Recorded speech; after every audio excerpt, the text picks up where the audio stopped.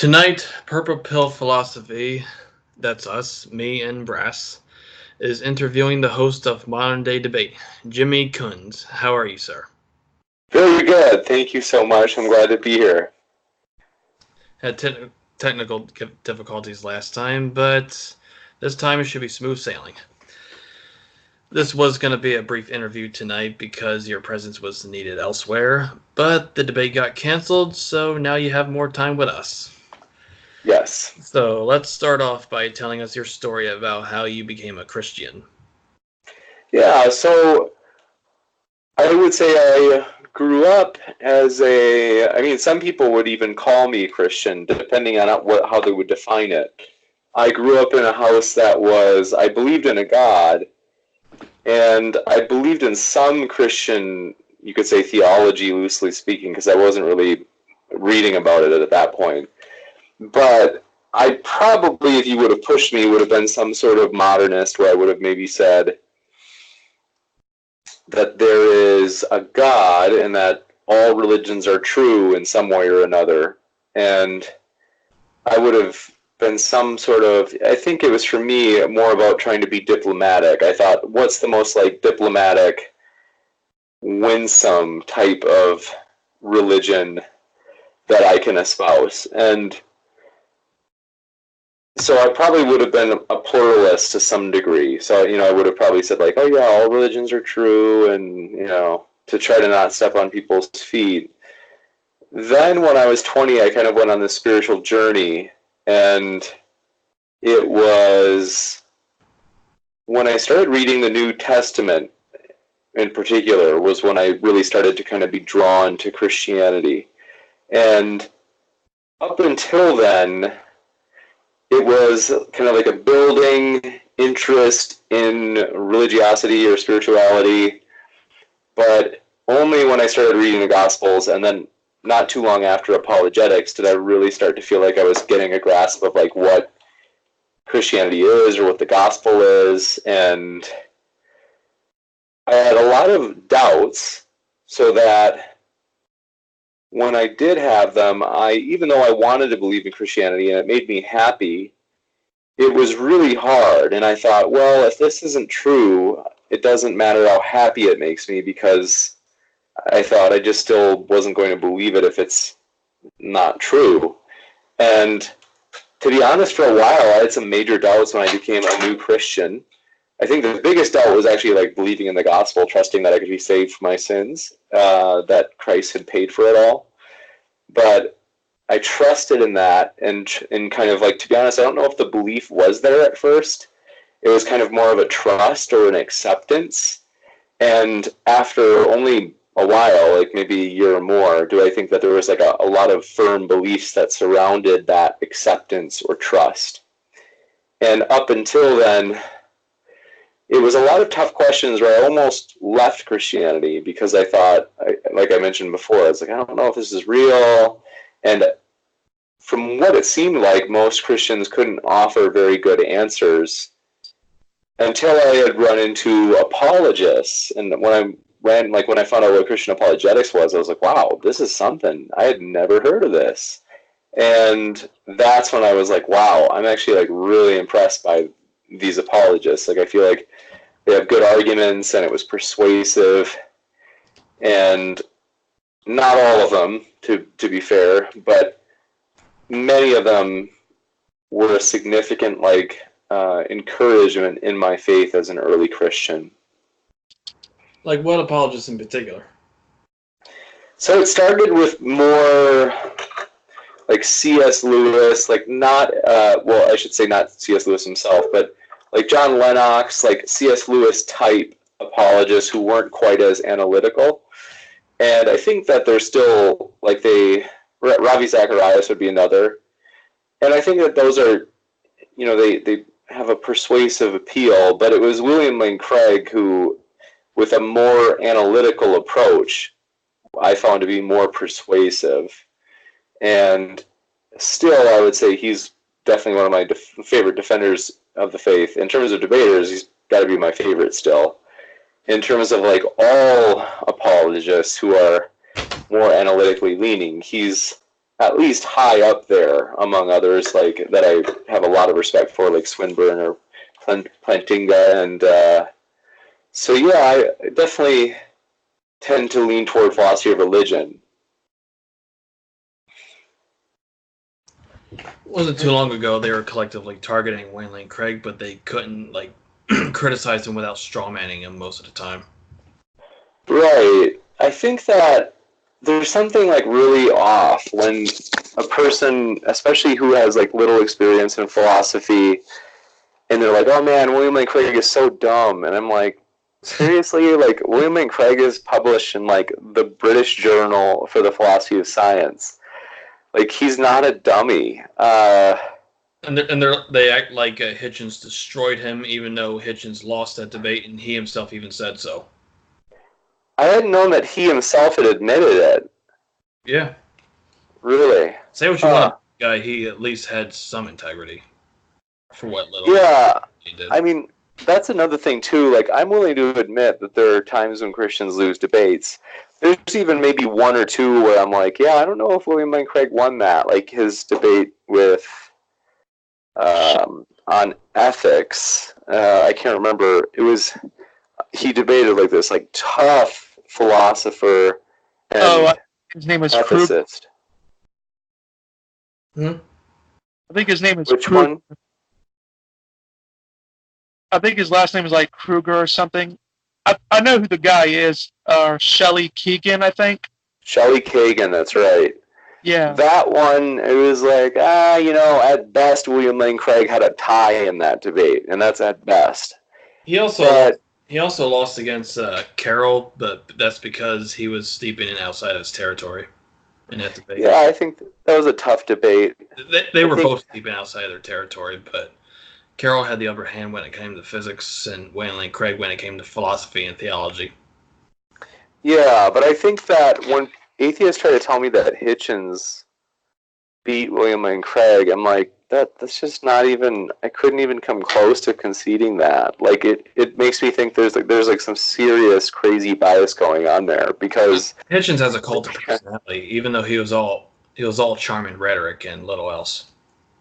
Yeah, I mean, maybe that's the standard by which they're judging the debate instead of the standards that I would be using. That's why they also worship. That's why they also worship Dillahunty and Aaron Rod Nelson, even though all they have is rhetoric and like. Yeah, go ahead. So sorry, I didn't mean to interrupt. Go ahead.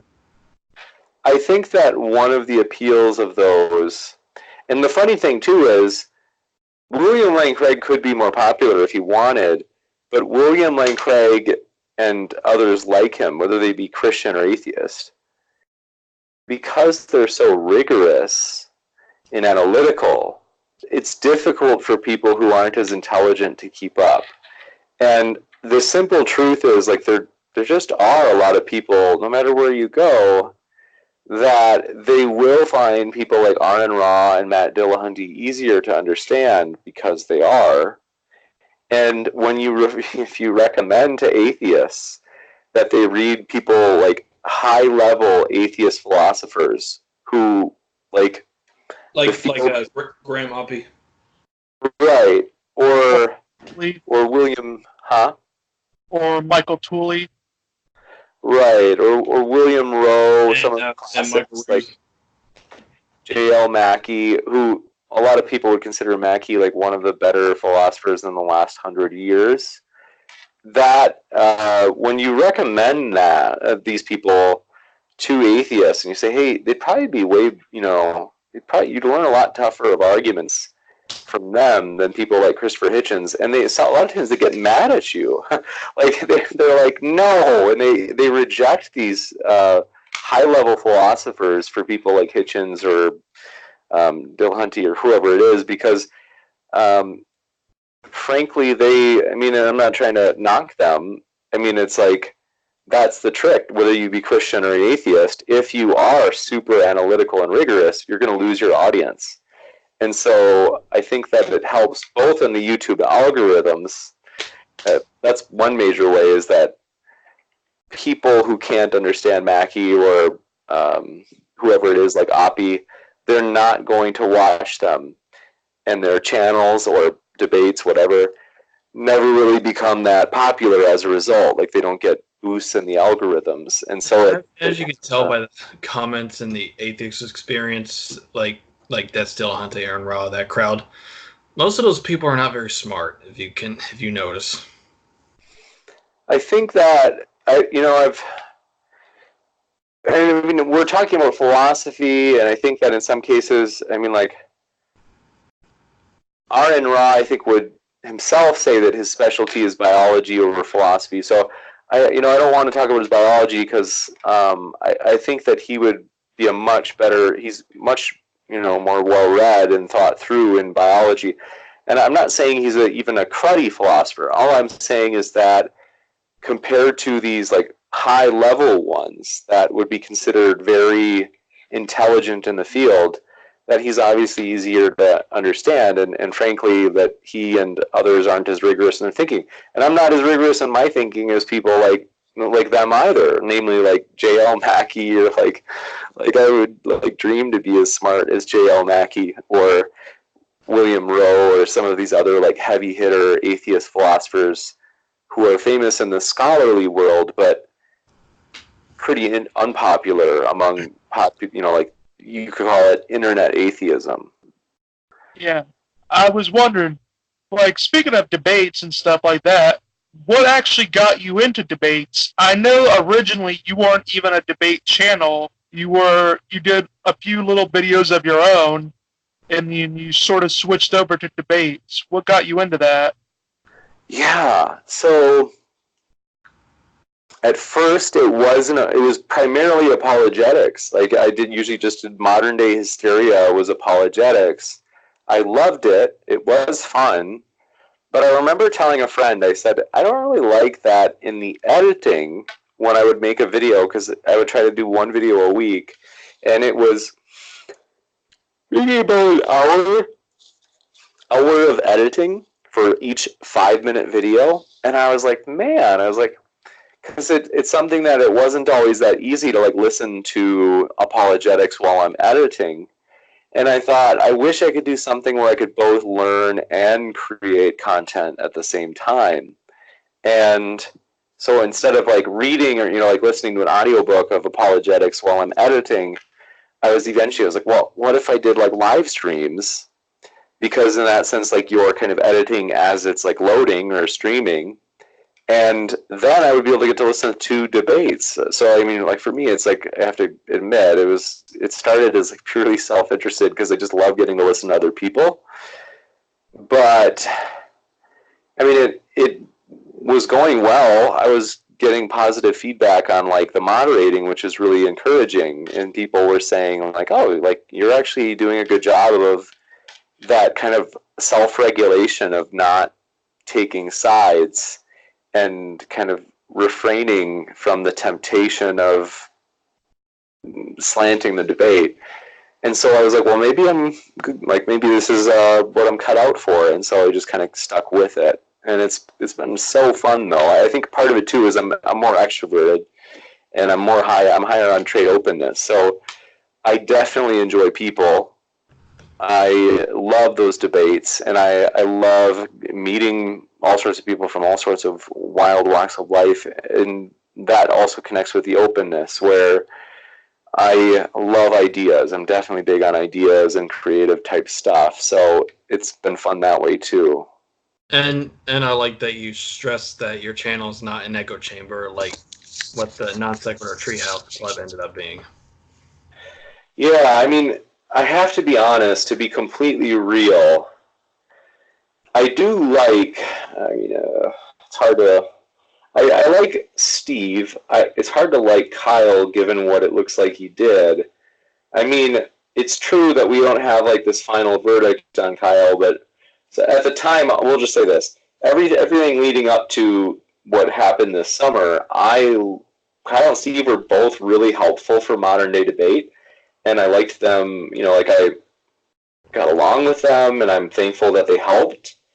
But I always, sometimes I would think that the Non Sequitur show would sometimes have, and I'm okay if people want to say that I'm sometimes biased. I'm not claiming to have perfection at it, but I did sometimes think that Non Sequitur Show was biased in favor of atheism. Well, yeah. And that was one reason, too, why I thought Modern Day Debate, if I could do it well, would maybe be an alternative.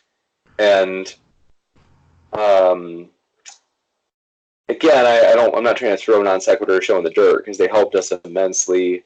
I think that it was just that, I mean, like, they themselves would say, like, yeah, we're, like, listed in the top 40 atheist YouTube channels on the internet. Like, they were, like, on, you know, they were considered an atheist channel. So, kind of like a lot of Christian channels. And that's the funny thing, though. Steve didn't find out until recently it was an atheist channel until I directly confronted Kyle about it, and he outright said it. It's an atheist channel.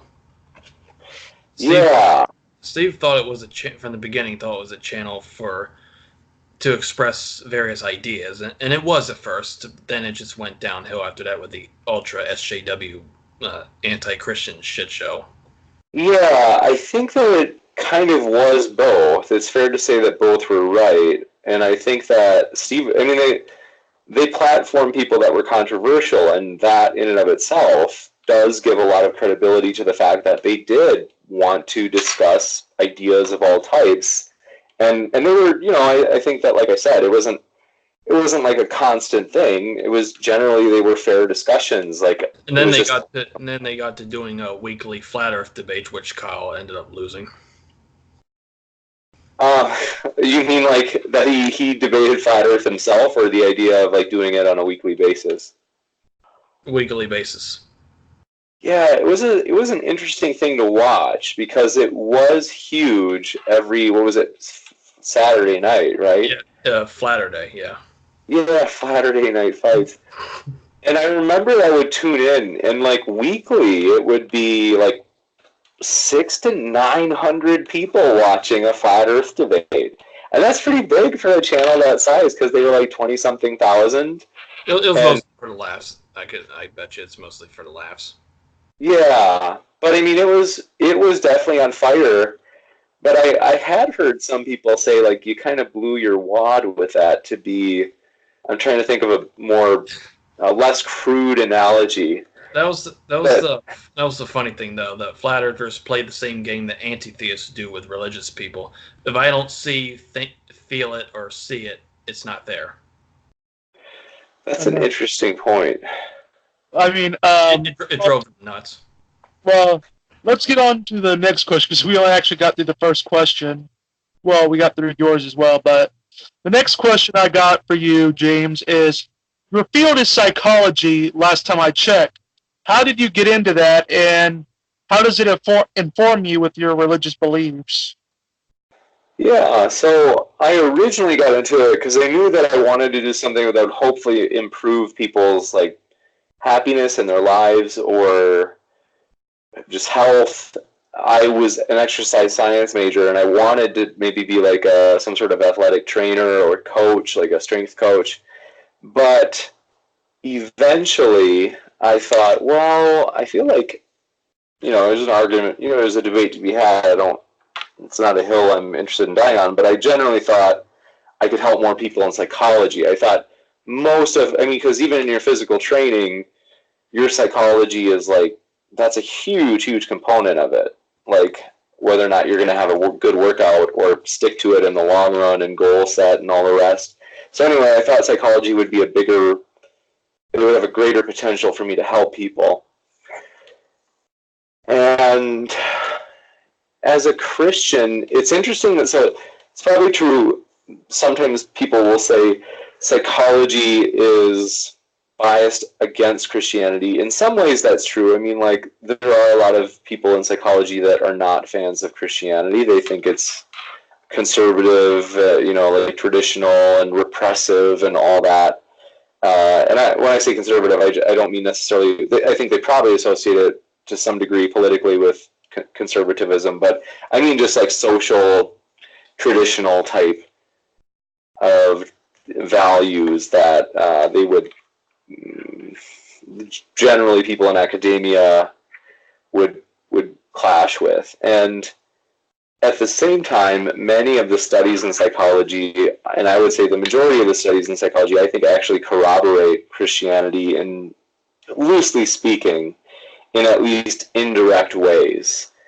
And that definitely has been interesting to find out. There are a lot of interesting studies that are relevant, I think, in apologetics, and that by learning about the research, it's been very helpful for me personally. All right.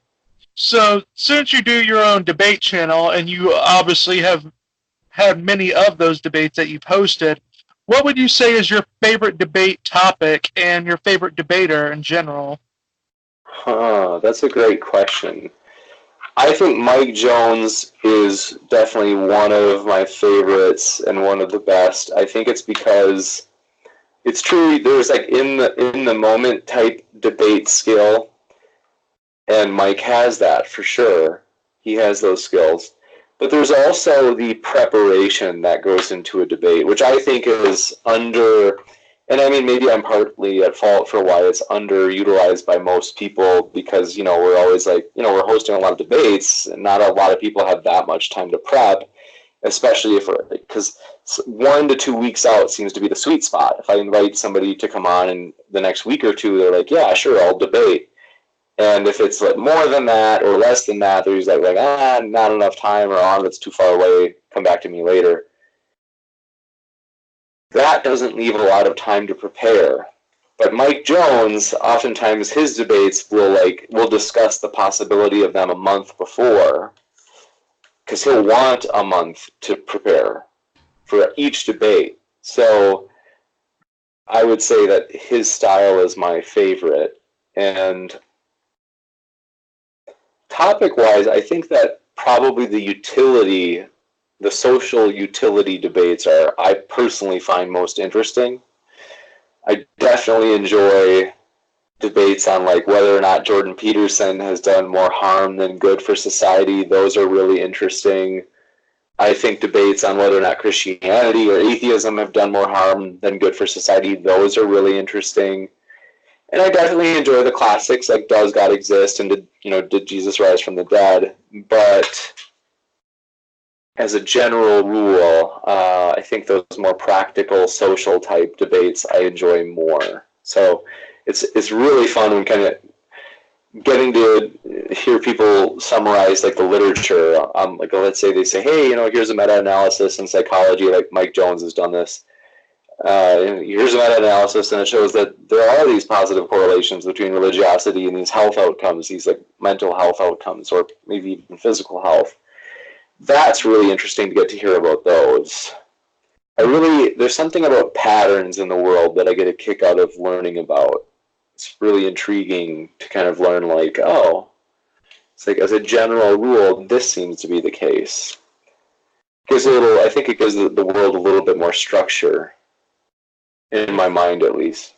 Speaking of the debates, you tend to get criticism by some people on both sides by having quote-unquote low-hanging fruit on the show. Like, not going to name names, but I think you know who they mean. Like, I know you had representatives of both sides to discuss it one time. It was like months ago. Like, would you like to explain your take on the matter? Yeah, definitely. I think that there's a couple of things. One is, it's true we sometimes have, whether it be Christian or atheist, because I mentioned to you earlier before we went on air that some like just recently there was a debate where people were like, hey, why are you having this atheist on? He makes us look bad. And I was like, no, I don't think he's that bad. Like, I didn't think he was bad at all, really. So it's kind of subjective, but even in the cases where everybody agrees, it's, I think, balanced by the fact that we also have very good debaters. So if we have a lousy Christian debater, which, sometimes we have some that are new to the game or maybe just slower at developing, they are balanced by the fact that we have good Christian debaters, like Inspiring Philosophy or whoever else. And then there's a certain someone who's been at this for a decade or so, and he's come back recently, and like kids debate better than him. kids on your show you've had on your show? Well, I mean, one kid, like Gregory, can out-debate most adults, though, because he's a prodigy. He's pretty smart. But I mean, I think that one thing to keep in mind is the last thing I want to do is deplatform people. And the reason is, I think that when you do start pushing people out of the public sphere of discussion, they don't give up. Most of them don't. A lot of them are ideologues or idealists. They're not going to quit. They might even be more inspired. So now you're pushing them underground, where you think that they tend to come up with more nefarious. And I'm not saying that, like, I don't think like flat earthers are going to come up with like nefarious plans. I think that like some of the more political, controversial people will come up with more nefarious plans underground. But I think the other thing too is it's not like they're going to go away. My hope is that if we do have, like, I'm not a flat earther, I'll moderate fairly for flat earthers if they want to come on, but I'll just say that I don't think it's true. At least I sincerely hope not. Right, and if they come on, or I should say, if I don't have them on, and somebody hears them elsewhere where it's not a debate, and they don't get to hear the opposition against the flat earther, that kind of reveals the faults in the arguments of the flat earthers, well, then now people are, to a greater extent, going to hear flat earth views, and they won't have heard the counter arguments toward those views, which I think is a bad thing. So I think that debates, even if we do have people who are representing views that are not particularly, they don't seem plausible, or maybe the debaters themselves stink, or maybe it's both, I think that it's kind of balanced out in the end. And I think it outweighs, I think the benefits from that outweigh the negatives that might come from deplatforming. All right. That's actually very reasonable. All right, the next question I have for you is, very often anti-theists will go into how religious people have cognitive dissonance and suffer through the Dunning-Kruger effect. As a person who knows the literature in, like, psychology, how would you respond to those sort of claims? Do I understand right? So sorry, it's just that at the end of the day, sometimes I'm a little bit, like, sleepy. Did you say that the anti-theists would talk about the Dunning-Kruger effect among Christians? Yeah, and, like, cognitive dissonance. Yeah, I mean, I think that you can think of things, every group is represented, generally speaking, by a bell curve. And so we see, it's that classic bell curve in statistics. And it's where you have most people are in the middle in terms of how much they have of a certain variable. And give me one sec, I just realized something. So it's that they're in the middle with regard to that one variable. Most people in the middle, they are, what's the word I'm looking for? They have an average amount of it. Some people have an awful lot of it. Some people have very little of it. And those are the people in the very little, who have very little of it, they're on the far left lip of the bell. People who have very much of it are on the far right lip of the bell, and they're in very small amounts. And every group's like that, to where I can tell you that it's the same thing with Christians, atheists, Muslims. All of them have the Dunning-Kruger effect. I mean, sometimes I see atheists leave comments where I'm like, they'll say, like, oh, this guy looks like he was just saying this. And I'm like, that's just not what he said. It's not at all what he said. Now, I don't respond because I don't want to seem partial, but the point is, they'll assert it so confidently, even though they have no idea what they're talking about. And so I would say the best data from psychology suggests that unless you have a very good, like, scientifically, methodologically sound study that you can point to, it's plausible that every group has these types of things like cognitive dissonance or bias in favor of their own view, as Pine Creek likes to discuss, that it's like everybody has those. Every group has those. And every group has people who have a lot of those, or an average amount of those, or very little of those. But nonetheless, it's consistent across groups. And you could say these bell curve type degrees. Since Pine Creek's part of the straight epistemology cult, he likes to pull that a lot.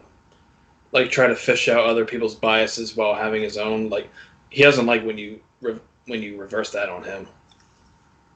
Yeah, it's I know that he loves those types of arguments, but it's strange that, like, you had him on your show one time, and he literally interrogated inspiring philosophy for an hour.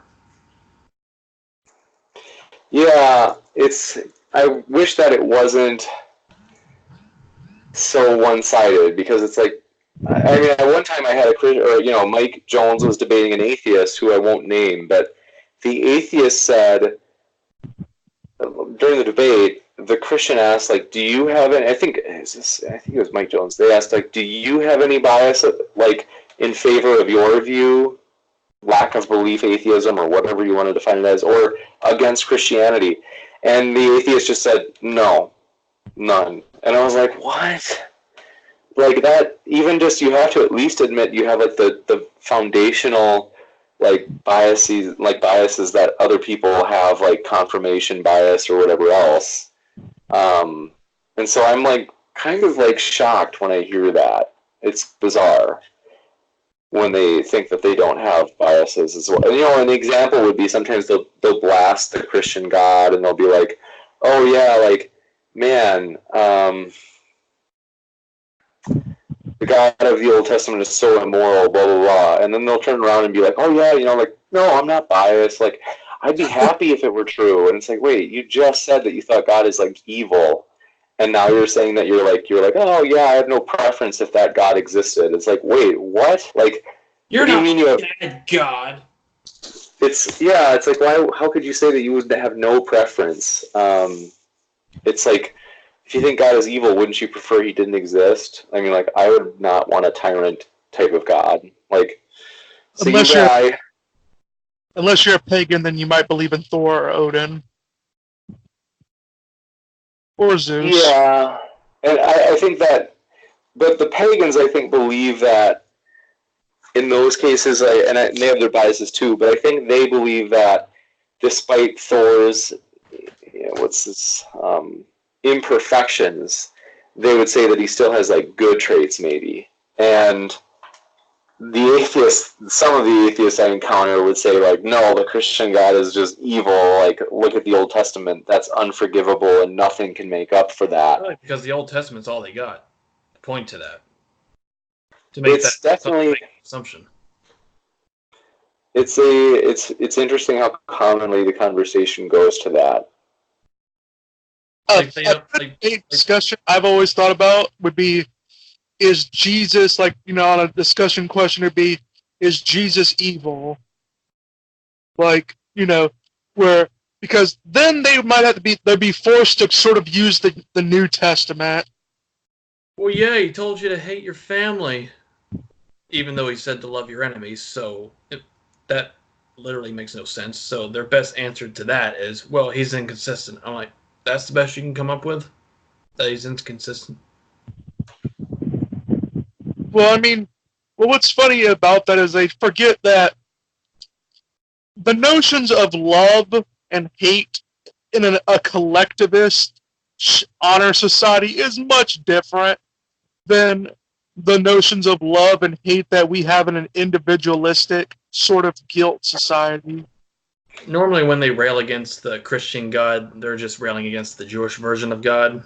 Like, back in the Old Testament, people tended to project their culture and sensibilities onto God. Like, that's why God appears more, like, shall we say, evil by modern standards, like, according to them anyway. Like, although if Jesus was who he said he was, then he represents what God is like, God's real character. Yeah, like, the final question I actually have in regards to the channel is, what would you say is your goals for the channel, James? Like, do you have any projects that you would like to see you do on your channel? Any debates that you would like to see had? Any debaters that you would want to get on? You know, lay it out. Let's see.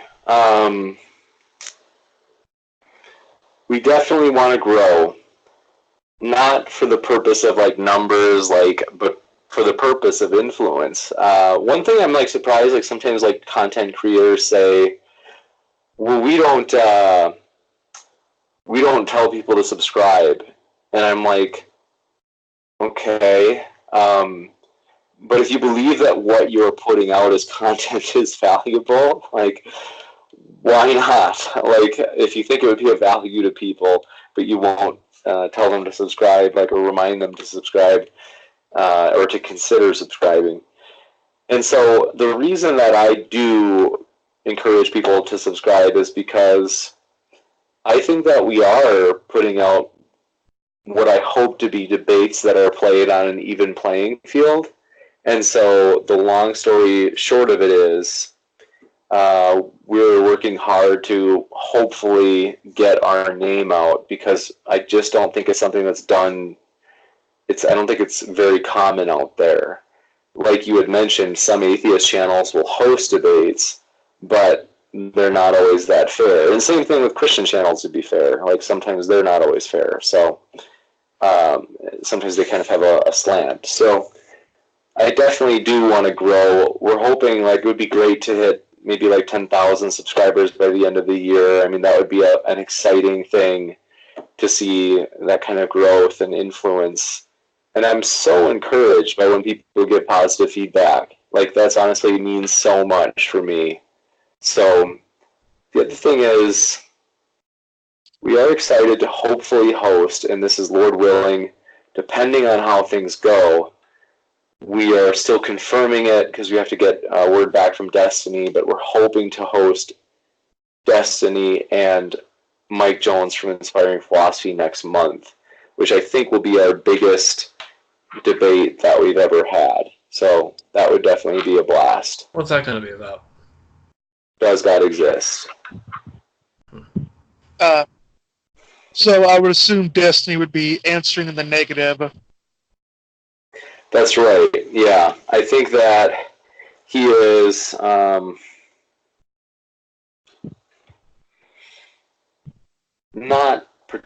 not a new atheist, but he would definitely be willing to take the stance that there's no evidence for God, or at least it's negligible.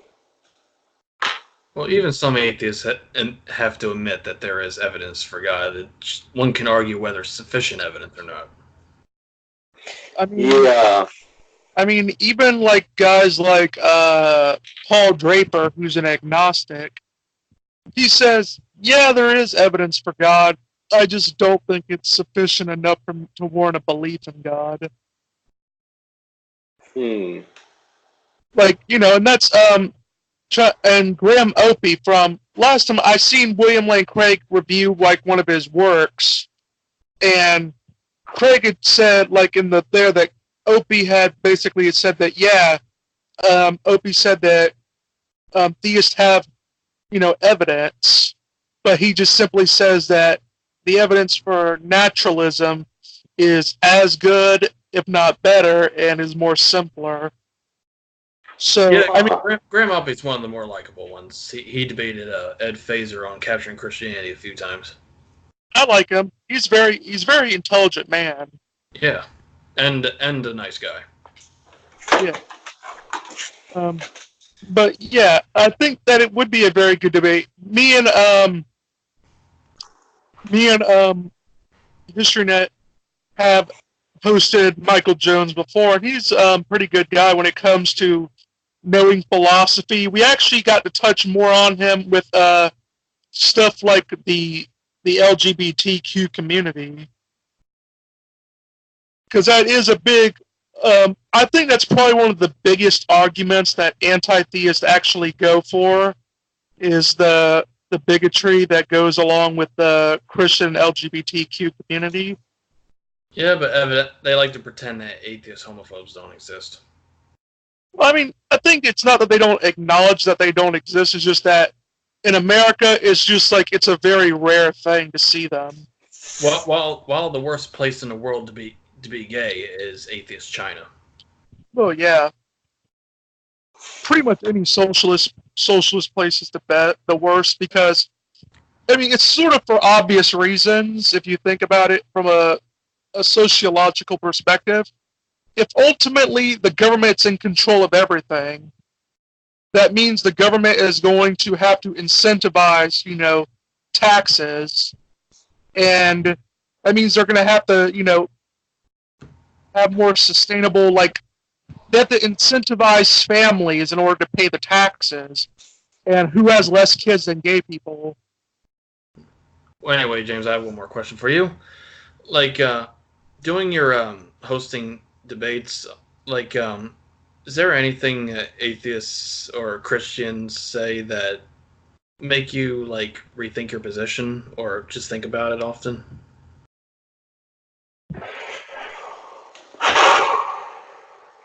That's a yes. No, I'm honestly not sure. I'm trying to think. I don't want to sound. I think part of it is some debates I don't get to watch afterwards because a lot of times I try to watch it after or download it after and listen to it because my attention is split during the debate. So it's possible, and I don't always get to do that, obviously. So if we're having a lot going on, it's harder. So I may be missing certain things, but as a general rule, because I've been reading this stuff and watching these debates for 10 years, there definitely are a lot of new arguments I hear, but I would say there really aren't any that give me a significant boost in my belief in Christianity or a significant decrease in my belief in Christianity. I know it's not an interesting answer, but I think that after, the master's degrees in both psychology and philosophy, like, the mind can't help but wander, and sometimes your mind will attack its own worldview, like, so I think a lot of times people, like, especially like atheists, new atheist types think like, oh yeah, like these Christians don't challenge themselves. It's like, I ruminate sometimes on what some would call weak points on my own worldview. Like I've definitely politically, I've moved all over the place in the last 5 years, 10 years, but I wouldn't say it's as much because of the debate channel as much as I've just kind of like thought through different like issues and stuff that have made me kind of change my mind in some cases, if that makes sense. Yeah, that does make sense. I mean, I was expecting you to say that your favorite debate ever was that totally awesome debate between that RC fellow and that Brass fellow on the historicity of the virgin birth. That was an interesting debate. I really enjoyed that, and one of the reasons is because we don't get to do those types of, like, I don't know if you'd call them spin-off debates, like, but they're interesting, and they make it way more fun than just doing Does God Exist every single night. I was listening to that on the bus to New York, and I was just laughing at what. Well, yeah, I remember it was actually funny because it was sort of a big, like, a bunch of circumstances just happened to come together because I remember I had asked you, James, about like wanting to do a debate on that, like I think in November, like late November, and it just so happened that the time that we got to actually do the debate was right before Christmas, which that was just completely accidental. It all came together pretty good. It was awesome, and it was well timed because I think that doing it around Christmas time made it a lot more fun as well. And we are actually working on setting up a couple of debates on Halloween, namely whether or not Halloween is a sin or demonic. So that should be interesting. Or whether the pumpkin crew should get lost. Oh, yeah. I don't know what... I don't know if you mean the Pumpkin Crew, which is which, but those who are virtue signaling for Mr. Atheist. Oh, okay, yeah. Trying to piss off the NIFB and that one guy who called Mr. Atheist the biggest fruit since the pumpkin. That's funny. That's pretty weird. Yeah, I haven't watched those channels, but I believe that it's... So basically, you piss them off and make them hate you more. I remember, it was just funny as for me because I actually had to... I went on their Facebook and I actually just railed on them for like probably 10 to 15 minutes about that stuff. I actually got in contact with Inspiring Philosophy and showed him about it. And that's when that's when he actually posted a post condemning them. So I didn't read that one. What did he say? Oh, he just said he basically just reposted Shannon Q's video on it. Yeah. And he said how these are vile people and they don't represent Christianity like that. Yeah, we us and Comrade did a live stream around on that, the thumbnails of a rainbow cake, but yeah. Yeah, so I think it was overall, I think it is a good thing that Christians are starting, at least in the YouTube community of theists, that they're actually starting to come together more and fighting against those sort of people. Because I think Christians Christians like that are less likely to care about what atheists say about them, but if they have their own, other Christians telling them, that sort of stings a lot more. Yeah, the funny thing is, Matt Powell actually commented on one of my videos, like refuting rationality trademark rules, and he's like, rationality rules is a fool, and I'm like, so are you. That was funny. But, yeah, I think that overall, there is a lot of debates I would like to see happen. Whenever I think about getting in debates myself, I always say the topic has to be something different.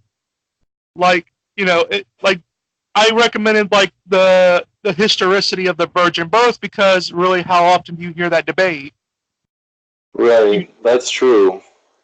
And that's what I sort of like. I don't want to just have the stock. I mean, I get those, I get why those debates have to happen, on evolution and on God's existence and whether or not Jesus rose from the dead. I'm not knocking people that actually do those sort of debates.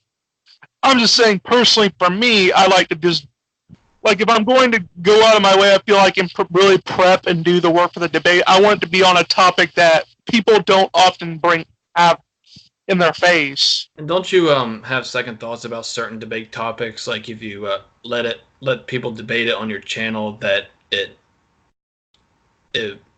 what's the word I'm looking for? It makes their position valid. No, not really.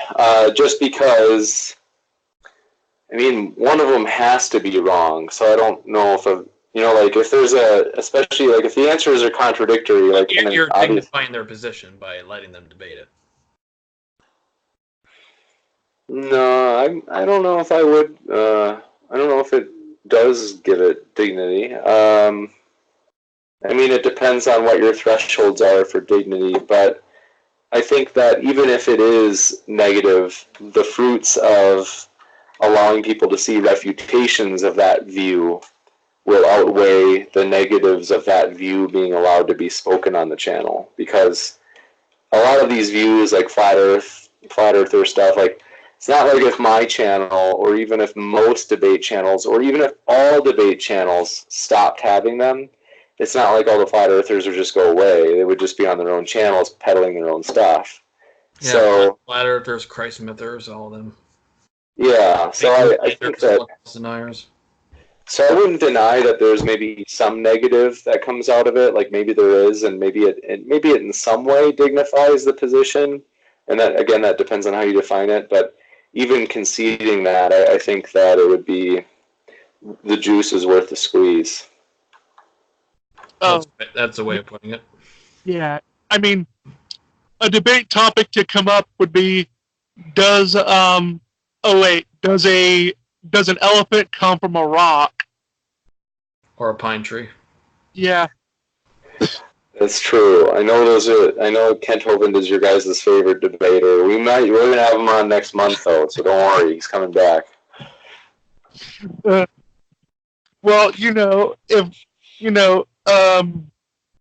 I'm trying to think of what. Oh yeah, God didn't make ducks with what they call it. Oh yeah, God didn't make ducks with steering wheels. Let's see. I always found it funny. It's like, and that one guy on Non Sequitur show, this guy was supposedly a cop in New York, but he went up against Aaron Ron Nelson, and he's like, "Oh, this Pokemon evolution. What if I flap my arms like a bird?" oh, I remember that was when Cy Guard actually got on because Aaron just bailed on it. Like he just threw the mic down. Yeah, he rage quit, and then Gauss Engineer had to go after him for a half an hour for what little good that did, and then Sygard had to pop in to save the day. I know, and I remember that was just so funny because Sygard said, "That's not evolution, that's Pokemon evolution." Size the guy. I always say that. We actually were able to host him as well. I mean, that's always our purpose on these sort of things. Is we also want to have. We want to find people that their voices aren't often heard. That's why we had Atheist Republican. Republican, not to be confused with Atheist Republic. Yeah. No, this is actually a good group. But, yeah, Laura from Atheist Republican, we got her on here because that's not, like, Republican atheists aren't really that represented in the atheist groups, so... They're a hell of a lot more tolerable than the liberal atheists. Oh yeah, of course. But yeah, we'll be wrapping up pretty soon because we're almost at an hour. Yeah. Is there any final questions you'd want to ask James? Oh yeah. So, what's the main goal of your guys' channel? Like, or I should say maybe several goals if you have, like, if it's like multi-goal. There are several goals. One is to build bridges with non-believers who are able to live and let live, because they're not our enemy. We just go after the ideologues who can't live and let live, like, on both sides. That's anti-theists and fundagelicals. Our other goal is to educate people on biblical historical context, like beyond the caricatures of what you get from new atheists and face value interpretations from fundagelicals.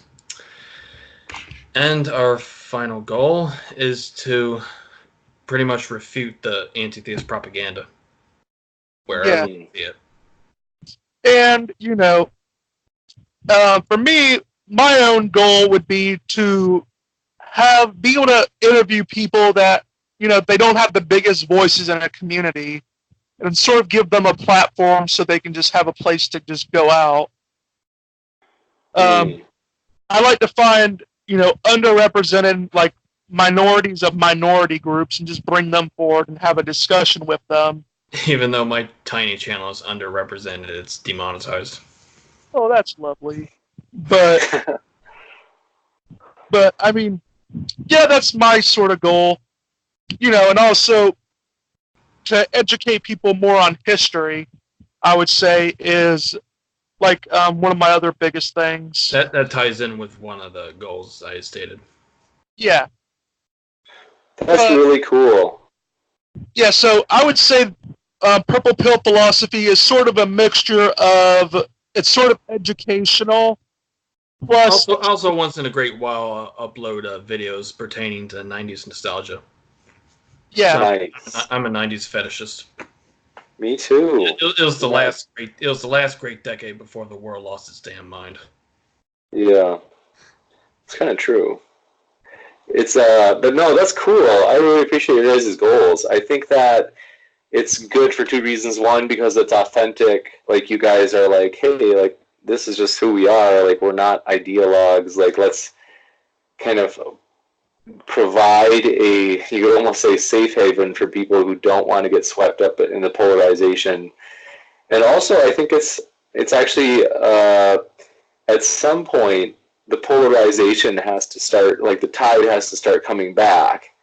And what I mean by that is that the pendulum kind of swings, I think, to where it's like it might be more polarized for a while and then less, more polarized then less. And right now it's polarized and extreme, but soon, I think sooner than later, it will start becoming more even-handed, like your guys' channel. And so my hope is that a lot of people will come to that channel or to your channel and see like, oh, this is nice. Like these guys are kind of ahead of the game in terms of like where the culture is going. So I would like to encourage people, because I've enjoyed both of you guys as people, as well as your even-handedness in getting to see you guys, whether it be on Twitter, express your ideas, or YouTube, or wherever it is. And so I would like to encourage anybody watching this, please do subscribe here at Purple Pill Philosophy, as I think that you'll get a lot of value from this channel in the way that I've enjoyed the interactions that I've had with both of you guys, whether it be on YouTube or off YouTube as well. I am kind of an asshole on Twitter, but dealing with loons on a regular basis kind of wears off on me. Well, yeah. Easy. I mean, and to me personally, like, I just tell people this on Twitter. That's just my thing. I just troll people the entire time I'm on Twitter. That's just sort of my. Sense. I mean, if someone legitimately wants an intellectual conversation with me, I'll have it. But if someone just like, if they're not really open to that, you know, then I'm gonna at least get some enjoyment out of the conversation by trolling them. So, yeah, that's sort of how my stick is on Twitter, at least. But I'm always open to more intellectual conversations if, like, someone's actually honest and wants them. All right, buddy. It's been good having you on. Thank you, guys. I really appreciate it, and I hope you guys take care. Go collectively subscribe to Modern Day Debate. Pronto. Thank you. In Purple Pill Philosophy, we renamed the channel. The project, it is Purple Pill Philosophy with the hard reality of the red with the appeal of the blue. See you next time.